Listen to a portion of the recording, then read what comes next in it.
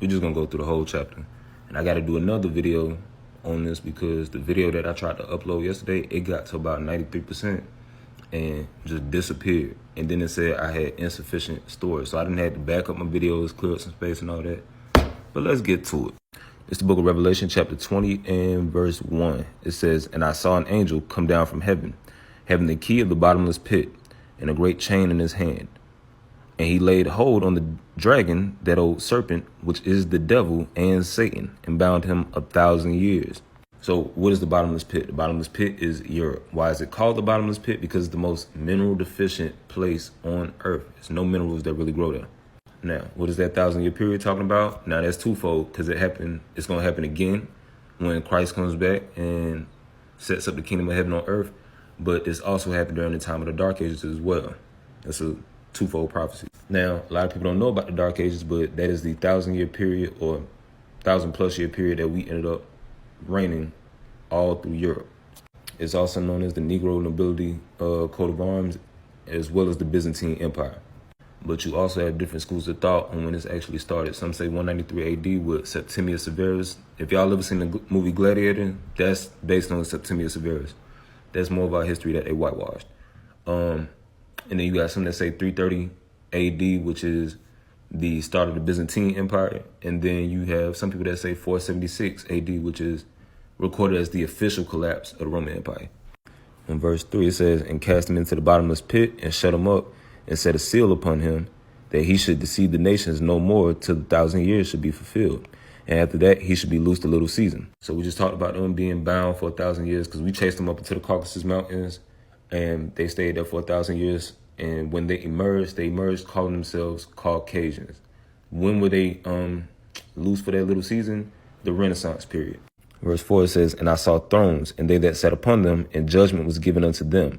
And I saw the souls of them that were beheaded for the witness of Yahushua Jesus Christ, and for the word of God, and which had not worshipped the beast, neither his image, neither had received his mark upon their foreheads or in their hands. And they lived and reigned with Christ 1,000 years. It's talking about those of us that make it through the millennial kingdom. I dare not make myself part of that number. Verse 5, it says, "But the rest of the dead lived not again until the 1,000 years were finished. This is the first resurrection." It says, "Blessed and holy is he that have part in the first resurrection. On such the second death have no power, but they shall be priests of God and of Christ, and shall reign with him 1,000 years." What is the second death? Revelation chapter 20 and verse 14, it says, "And death and hell were cast into the lake of fire. This is the second death." But the ones that were supposed to be priests of God and of Christ, who is this referring to? Let's get that precept. This is the book of Exodus chapter 19 and verse 6. It says, "And ye shall be unto me a kingdom of priests and a holy nation. These are the words which thou shalt speak unto the children of Israel." And you see there's that 1 Peter chapter 2 and verse 9 and Revelation 1 and 6 reference too, to show you where Peter's actually quoting that from and what he's talking about. But now back to Revelation. In verse 7, it says, "And when the 1,000 years are expired, Satan shall be loosed out of his prison, and shall go out to deceive the nations which are in the four quarters of the earth." So this part is going into the Renaissance period. How did Satan or this particular nation end up deceiving the whole earth? Through the religion of Catholicism / Christianity. But let's get that precept. This is the book of Wisdom of Solomon, chapter 14 and verse 15. It says, "For a father afflicted with untimely mourning, when he had made an image of his child, soon taken away, now honored him as a god, which was then a dead man, and delivered to those that were under him ceremonies and sacrifices." So this father afflicted with untimely mourning is Rodrigo Borgia, also known as Pope Alexander VI. His son, Cesare Borgia, or Caesar Borgia, is who ended up becoming the model or the archetype image for this false image of Christ that we see today. The white Jesus with the stringy hair and the blue eyes or brown eyes, depending on which picture you're looking at, is based off of the man Caesar Borgia. And it was by that image that Christianity and Catholicism spread all throughout the world between Columbus and Hernan Cortez and the Jesuits going out to push that all throughout the earth. But verse 16, it says, "Thus in process of time, an ungodly custom grown strong was kept as a law, and graven images were worshipped by the commandments of kings." So Pope Alexander VI and Christopher Columbus were cool. So he had Christopher Columbus go out and basically push this image all throughout the earth by the commandment of him.